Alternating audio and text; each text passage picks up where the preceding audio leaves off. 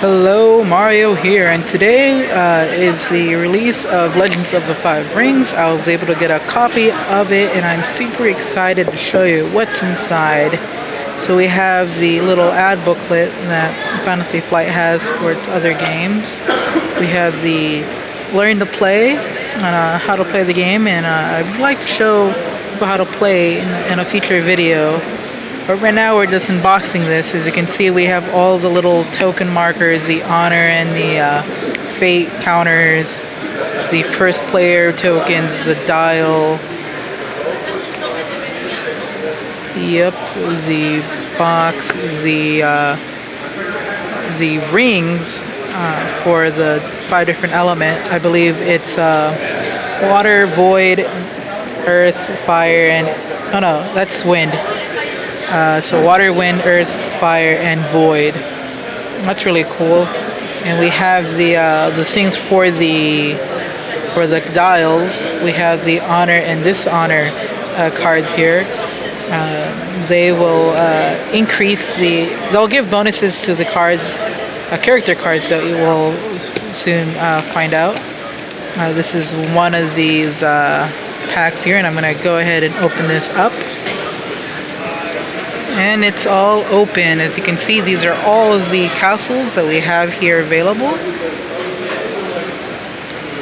We have the crab, the crane, there's a dragon, the lion, I believe, the phoenix, the scorpion, the unicorn, and then what are these? The province are next. So we have the province for the crab, the crane, dragon, the lion, the phoenix, the scorpion, the unicorn, and I believe these are just generic ones. Yeah, these are the generic ones. So we have all the generic ones here. Nightly raid, pilgrim, and these provinces are sort of like your lands. You have them all face down, and your opponents, when they attack you, you reveal them, and when you reveal them, they have a reaction. So after you win the conflicts at this province, resolve the ring effect of that conflicts as you were the attacking player. So the winner, if the defender wins it, he gets the effects of the ring instead of the attacking player. That's really cool. And let's see, so these are all the province here. So this is what the back looks like. I'm going to put them all over there. These are all the castles. That's really nice. And then we have what looks like characters. We have the Eager Scout, the Heidi Guardian, and it's just a bunch of characters. As you can see, this is all the crab. Oops, can't miss a card.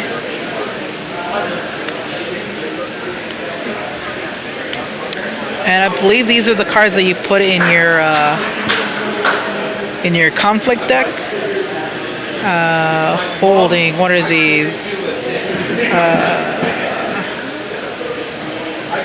These are part of it, because they know they have one of the back sides.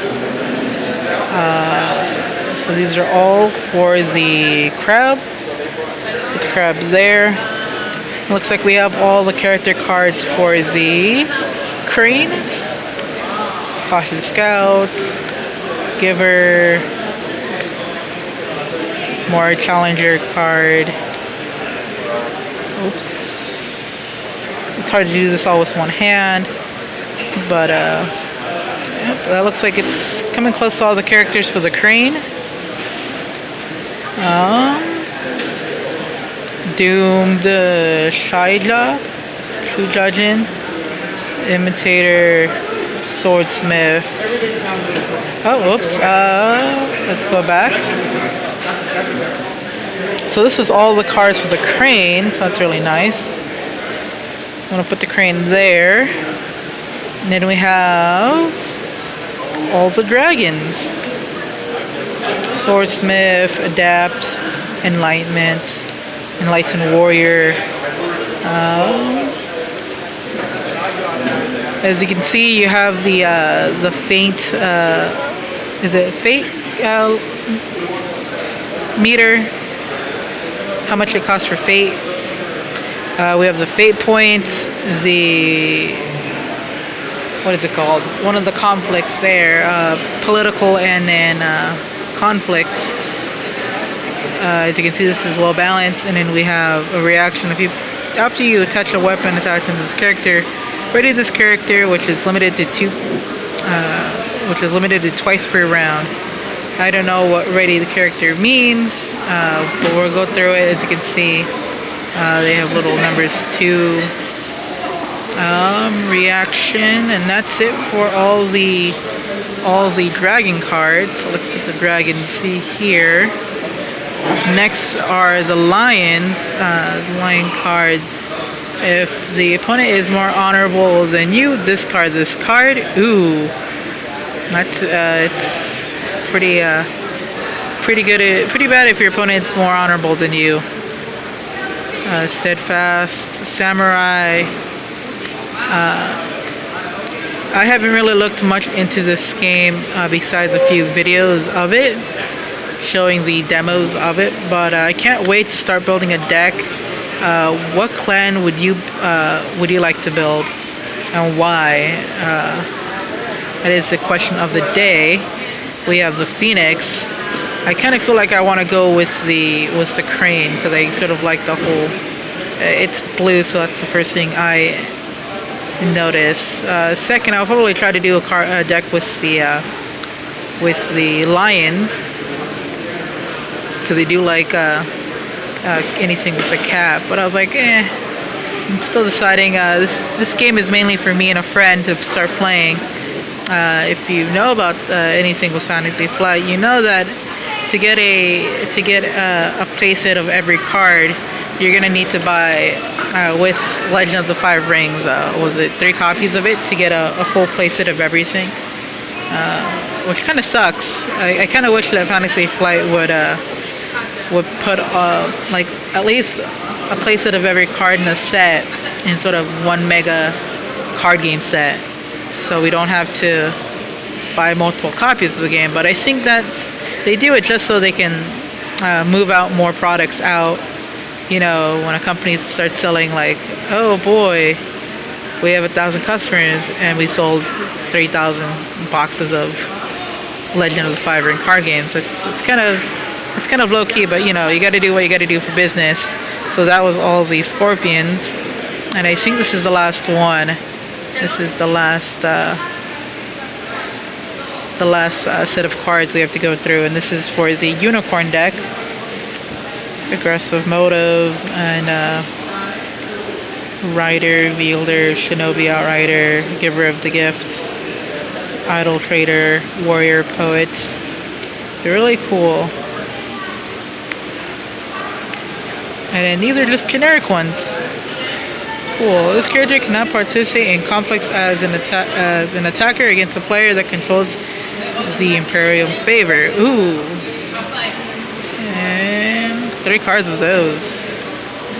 That's pretty much all those lands. I believe that's one set of cards. Now we have one more to go through, so I will be back to open this up. All right, so we just went through most of the province and most of the dynasty cards. That's the word I was looking for, dynasty. Dynasty cards will have this kind of back with the white border or the white background and the red symbols. The conflicts are the red ones with the white. So we're gonna go through those shortly. But as you can see, we still have more dynasty cards to go through. So we have the Guardsman, Keeper, more of these, and these are just all the cards you can end up putting in your dynasty deck. These are still dynasty cards. This is new. Battlefield action. During a conflict, sacrifices holding. Choose a character you control. Move that character to the conflicts or home from the choose a conflict or home from the conflicts. So you can move a guy out of the conflicts or put him into a conflict. That's really cool and handy.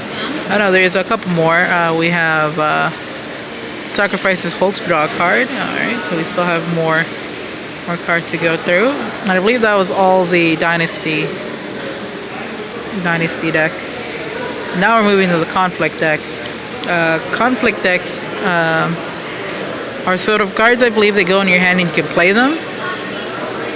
Those cards you end up putting them on your province, and so these are what you actually draw, and these are the characters you'll place from your hand to the deck. As you can see, this is an interruption, and I believe they go from I believe attachment, weapons, action, philosophy, which is an action, characters, more characters, and these are all for the crane. This is all part of the crane deck. Events as well. I just saw that, and that's all for the crane. So we're gonna move the crane there. Now we have the dragons. Pretty nice choice of weapons.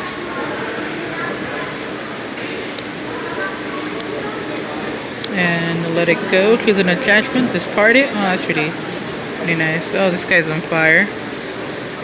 Declare a fire conflicts. Choose a monk character or a character with the monk attachment. Place one fate counter on him and draw one card. Ooh, that's really cool. I know if you put fate counters on characters, they'll continue on to the next phase. At the end of the phase, all the characters without fate counters will go away. But if they have a fate token on them, you just remove a fate token and they'll stay on the battlefield. Bushido character you control. It does not bow as a result of conflicts, which is during a military conflict, so that's really nice. Oh, and I found out what the other conflicts is. It's military and oh man, diplomacy? I don't know. But I just saw it's 2 different types of conflicts. Some more. Actually, oh no, we actually skipped through the Phoenix. So this is all the dragons. The dragons will go there now, or the lions. These are all the Phoenix, Seeker of Knowledge. When this card is attacking, the contesting ring will gain control of the wind element. If this character wins the conflicts as the attacker, you may choose which wing effect to resolve. So cool. What's this card? You can pick what side of the coin you would like if you do win. Events, more events. Another character, unassuming Yoshobi.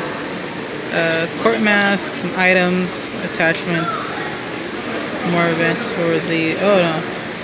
Before we get ourselves ahead of this, did it again with skipping all this. So that was all the Phoenix. Now we have the crabs to deal with. Oh no, not the crabs, the scorpions. We listed the crabs, I think. Did we? No, we still have to go through the Phoenix. So here are all the scorpions of poison. They had considered every possible to save one. It's a detachment that gives minuses. Wow. Forge, Edict, Way of the Scorpion, Calling for Favor. I can swim. Ambush. I can start seeing that they're focused on the player more than it's really cool. Blackmail. Play only if you have less honorable. If you're less honorable than your opponent. During a conflict, choose a character with printed cost 2 or lower, controlled by your opponent. Take control of that character until the end of the conflicts. Ooh, it's really good to steal a character from your opponents. Now we have the Unicorn, Water Cavalry. A reaction if after this card enters after this character enters the play, look at the face down province. So that's really cool. You can look at your own province or other players' province. I don't know what it means. Let's see. These are really cool cards. Oh, this one has an X. Cavalry characters only. X is equal to the number of unclaimed wings. Ooh, that can be really good. And if there aren't any, if your opponent doesn't claim as much rings or you. During a political conflict, lose 1 honor. Change the conflict types to military. That's really cool. I am ready. Way of the Unicorn, Cavalry Reserve. It looks like they have a lot of cavalry from what it looks like. These are generic cards, yeah. That's all the Unicorn clan stuff. Now we're just going to the general stuff. So we have knives, we have a little fan, we have some spells focusing on air, assassination, some conflicts, ooh, events, okay, court games, for shame. Oh, you get to dishonor a character and make them bow. Good omen. Play if your honor bid is lower than your opponent. Action, choose a character with printed 3 or higher. Place 1 fate counter on them. So that's really cool if you want to keep a heavy, a powerful character into play still. Spy at court. Charge. Fallen in battle. If you win a military conflict by 5 or more skills, choose a participating character, discard that character. Oh, okay, I see. That's not very good. Outwit, route, and then these are what are these things called? I think depending on the type of clan you are, if you're a seeker or a keeper, they'll have different bonuses to your deck. Like this one increases your deck building influence value by 3. Reaction: if you win an air conflict as a defending player, you gain a fate. And let's see what the other side says. You replace 1 province of an element with an additional air province while deck building. That's really interesting. After an air province you control is revealed, you gain 1 fate. That's really nice. So these depends on what clan, or what, not clan, but what faction you're going for. That's really cool. And it looks like we have the little hopeful faces here. Let me just go ahead and read them out to you. Dynasty phase is where you gain fate, play characters from your province. Then you go to the draw phase, which is bidding honor and drawing cards. The conflict phase is declaring conflicts and contesting imperial favor. The fate phase, which is discarding characters, removing fate from characters, and adding fate to the unclaimed rings. Then we have the regroup phase, which is raiding cards, which are untapping them, discarding cards from province. You get to, if your province is, I believe, destroyed, you have to discard the card on top of them and replace it with another province. Or if they're empty, you put a province on top of them. Pass the first player token, and then we have the conflicts of the Ring effects. We have air, The attacking player takes 1 honor from his or her opponent and gains 2 honor. Earth attacking player draws 1 card from his or her conflict decks and discards 1 card at random from his or her opponent hand. We have fire. The attacking player chooses a character in play and honor or dishonor that character. Water. The attacking player either chooses a character or readies it, or chooses a character with Snow Fate on it and bows. Void. The attacking player may choose a character and move 1 fate from it. And those are the 2 types of conflicts, military and province. And then we have the Imperium favor. You can get, you can pick if you want a military favor or a conflict, political favor from the Emperor. And then this is the other one for the other player. And that's pretty much all. That's the only thing that's left is the honor and dishonor markers, which subtracts the character glory from its military and political score. So I think, let me find a character. If I can find a character, these are characters. These are all events. Characters. There we go. Found a character. So we have a character. These are the military and political stats. That's how much fate it takes to put them into play. And this is the, I guess, the glory skills. If they have a number on it, and if they're honored, you add to the existing stats. So if this says 0, so it's not going to add anything. But if you honor him and he has a 2, these will be 3s instead of 1s. That's what honoring and dishonoring means. When you force interrupt, when this character leaves play, you lose 1 honor. Okay, cool one. So that's not really good, but it's one way to make your opponent lose honor by dishonoring characters. And then it's the other one. So this one adds and this one subtracts.